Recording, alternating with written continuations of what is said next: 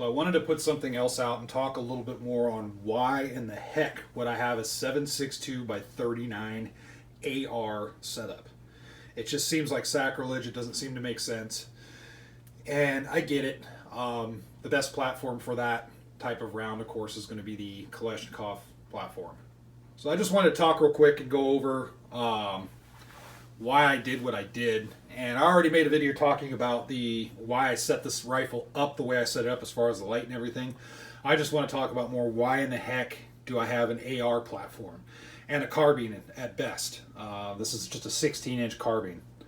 So 7.62 by 39, the cartridge in itself, it's one of those cartridges, if you look at the ballistics of it, it's great at up close, but not so great at far distances. You can still use it at far distances and it's still accurate, just depending on the platform you're using, but just the energy isn't there. It's not like a 308, it's not like a 6.5 or something like that maintains that good flat trajectory and that good energy out to longer distances. Once you get past 200-300 yards with this thing, the energy just drops off and just the ballistics of the round just kind of float away, so to speak. So it's just one of those things that this is an up close round. After looking at it for a while, it's in its home, I think, when you're sitting at about 200 yards at most on in. More so, probably about 100 yards on in. So with that said, I live in a mountainous area now. I live in the middle of the Rocky Mountains. There's tons of forest around me. And there's predatory animals, and there's ravines and mountains. I mean, I live, my backyard is literally sandwiched between a couple mountains. I'm up on a mountain myself, but I'm also sandwiched in between by a few mountains. I mean, everywhere I look outside of my home, I see a mountaintop. So the environment, if I'm out in the woods in my area, I'd be hard-pressed to shoot a line of sight longer than 100 yards, unless I'm shooting from ravine to ravine. If I'm shooting from one mountainside to another mountainside, then yeah, I could go long distance. But walking through the woods, it's very close up. It's going to be more like 50 yards actually in a lot of instances, and in some instances it'll be upwards of 25 yards if I'm actually going through the forest or going on a hiking trail. So I thought, what would be a good round that's inexpensive, still has decent firepower, that's still somewhat easily obtainable. Keep in mind the time of this review is end of November 2020, so all ammo is kind of hard to get a hold of, but overall 7.62 by 39, when there's not a panic going on, it's not too bad. It's pretty cheap. It's just like 5.56. So I thought, well, what kind of round would be the best, and kind of that all-around compromise, and I thought 7.62 by 39. Then I thought, okay, in the current market, what would be a good rifle to throw it on? Now, the AK is the best design, I think, with the 7.62 by 39. It's just, it's what it's designed for, but the rifles are expensive anymore. Ever since we stopped getting all the Wassers and everything in, you could still get a good AK, but you're just going to spend a lot of money for it. And I didn't want to go down that route. I used to have a lot of AKs in my inventory. Got rid of them all for other things. It is what it is. Buy, sell, trade, a lot of guns. I've done that for years. And so I looked at, okay, with the opportunities I have right now, what would be a great platform? And the AR-15. And the AR-15 carbine at that. The carbine length, the 16-inch barrel, would be a great platform. Because I'm very familiar with the manual of arms for an AR-15.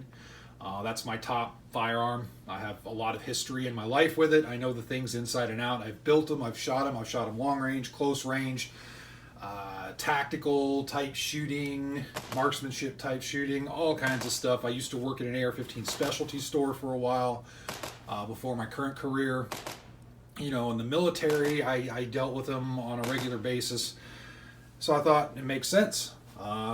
Let's use America's rifle for an old Soviet design for cartridge.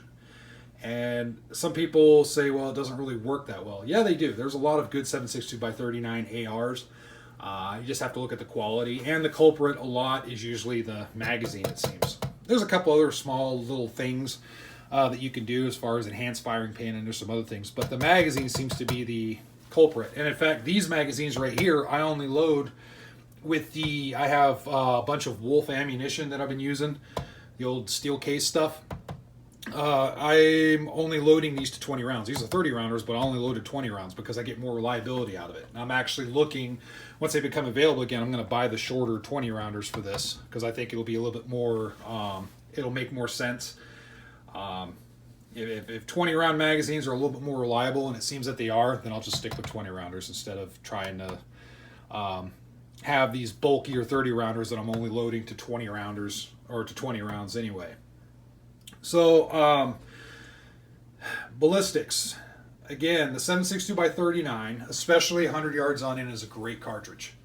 The Ballistics are there. It's slower than a 5.56, but it retains a good enough amount of energy to be ballistically effective. And I'm thinking of more the predators out there, predatory animals. Black bears, mountain lions, wolves. Grizzlies, 7.62x39, it might take a few. I don't know. It might be a little underpowered against a grizzly because of 7.62. Think of it as a 30-30 as far as equivalent. If you're looking for an equivalent American cartridge, it's right in that area. So I don't know. Not so much for the grizzlies, but for something that I'll encounter a lot, you know, the mountain lions, especially out here, the wolves. There's tons of wolves out here. It'll work just great on. The ability to shoot through brushes and stuff like that. There's a lot of brush out here, a lot of bushes, a lot of brush, a lot of twigs and trees and branches and stuff like that. The 30 caliber, the heavy 30 caliber cartridge will buck through those a little bit better than something small like a 5.56 or something like that. So just a little bit better. It can still deviate the path of the round for sure, but it's a little bit better, just a heavier bullet. Cost.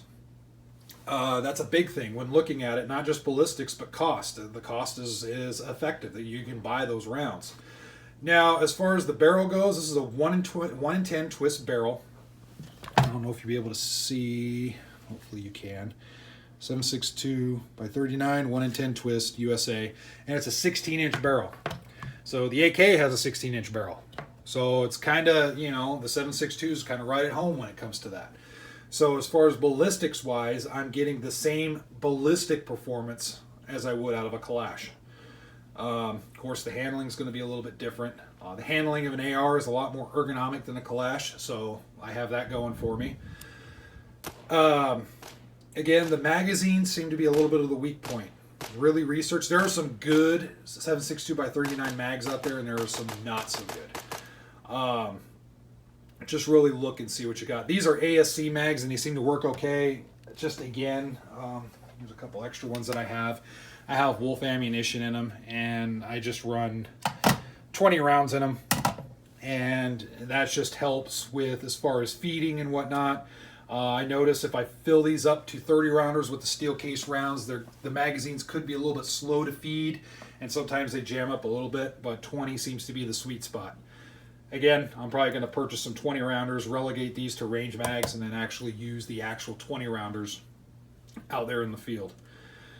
As far as cleaning, everything's the same on an AR-15. It's a direct impingement. The Bear Creek setup right here is very reliable. Just a little plug for Bear Creek. Awesome, awesome guns.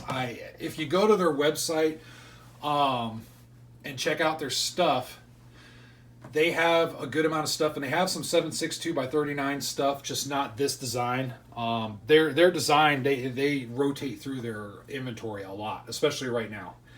It's a very, very active market. So, I mean, they'll throw something out there and say, here, we got these for sale, and then all of a sudden people buy up all the complete rifles or all the complete uppers, and then they're like, well, crap, let's go make something else.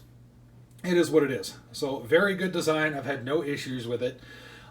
You don't need to have a lot of specialty parts to have a 7.62x39.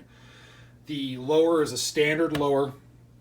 So if you have a lower that's 5.56, you can run 7.62x39 through it. No issues at all. So, and I encourage folks, if they have a 5.56, to look at getting something like a 7.62x39 upper or other calibers. I mean, you can do 300 blackout or whatever, anything that fits the lower. You could do. It's nice to have a separate caliber.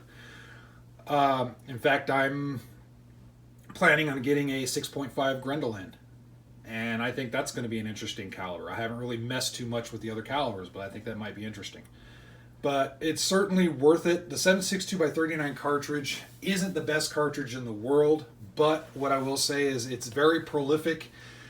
It's used and it is effective. It's an effective self-defense cartridge. It's an effective hunting cartridge.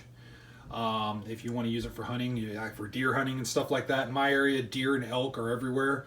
An elk, I don't know. You could probably use a 7.62 by 39 on an elk, but definitely for deer, no problem. You can take a deer with a by 39 easy. So anyway, enough yammering out of me. I just wanted to talk about why I went with the 7.62. I have a lot of different calibers, but this just seems to be a good workhorse caliber. Something that I can use for the house, out in the woods, all that good stuff. As far as the best 7.62 ammunition to buy, actually the really good stuff is the brass case stuff. But that's hard to come by, especially in my area. I've seen it and it hasn't been priced too bad. And every time I think about it, I see it at a time where I can't really afford to buy it at the moment. And I think, well, I'm going to come back and buy some. And then when I come back and I'm able to buy some, they're gone. They just don't last long. But that would be preferably. Right now with the ammo crunch, I've got Wolf in this thing. But preferably when the ammo becomes more available and there's no issues with prices or anything, I'm going to get some brass case. And if anything, save the steel case for the range. Make sure the gun shoots a good brass case. You can get the soft tips, the soft points, which those are excellent, especially when we're talking about hunting. You can get those, make sure they feed well through your carbine. And that would probably be one of the best setups. Hollow points do good as well, but I think the brass case soft tip ammunition is going to be epic as far as a woods gun. So anyway, enough yammering out of me. And just to put it a different way, one of the reasons I like a 7.62 by 39, and maybe I should have started this, 7.62 by 39, this gun is basically a semi-automatic 20-round lever gun that I don't need to reload every shot. So there you go. Anyway, enough yammering out of me. Hope you liked the video. Feel free to put your thoughts in.